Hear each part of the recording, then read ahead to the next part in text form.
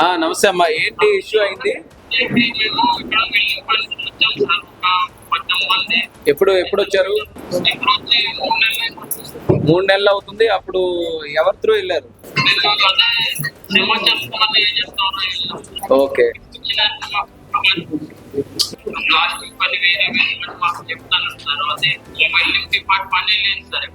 Okay okay okay ఇప్పుడు తెలిసింది. ఈ రోజు సార్ కూడా చంద్రబాబు నాయుడు గారు కూడా ఫాలోఅప్ చేయమన్నారు తొందరగా వీలైతే. ఇప్పుడు మెయిన్ ఏంటి మనకి అక్కడ ఇబ్బంది, తొందరగా ఇటు మళ్ళీ ఇండియా రావడానికేనా?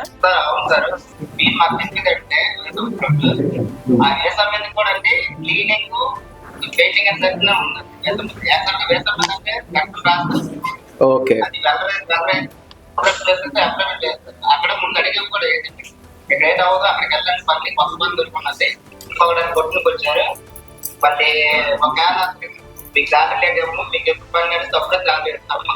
ఎట్లు మాట్లాడితే పోలీసులు ఏం చేయలేదు, అబ్బాయి ఏం చేయలేదు, గవర్నమెంట్ ఏం చేయలేదు, క్రియేట్ చేస్తున్నాం కూడా ఆ రోజు ఉంది సార్. ఫుడ్ అకామిడేషన్ ప్రస్తుతానికి పర్వాలేదా?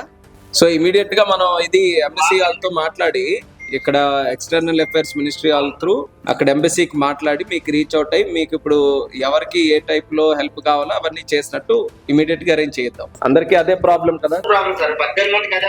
18 మంది ఇప్పుడు అక్కడ నుంచి తిరిగి రావాలి ఇప్పుడు. అవును సార్, తిరిగి రావాలి. ఇక్కడ మంది కాల్ చేసి బెదిరిస్తున్నారు సార్.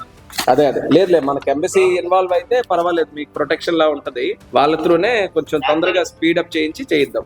ఓకే సార్, సరేనా? మేము కూడా టచ్ లో ఉంటాను ఎప్పటికప్పుడు. ఈ రోజు మన వాళ్ళు వచ్చారు, ఇక్కడ చెప్పారు విషయం అంతా కూడా. సరేనా? చంద్రబాబు నాయుడు గారు కూడా ఫాలోఅప్ చేయమన్నారు, ఎంతవరకు అవకాశం ఉంటే తొందరగా చేయించండి అని. అందుకే మీకు కూడా ధైర్యంగా ఉంటుందని వీడియో కాల్ ద్వారా మాట్లాడు. ఏదున్నా ముందు ఇచ్చేయండి, మన వాళ్ళకి చెప్పండి, నా వరకు తీసుకొని వస్తారు విషయం ఏదైనా ఉంటే, కష్టం ఏదైనా ఉంటే.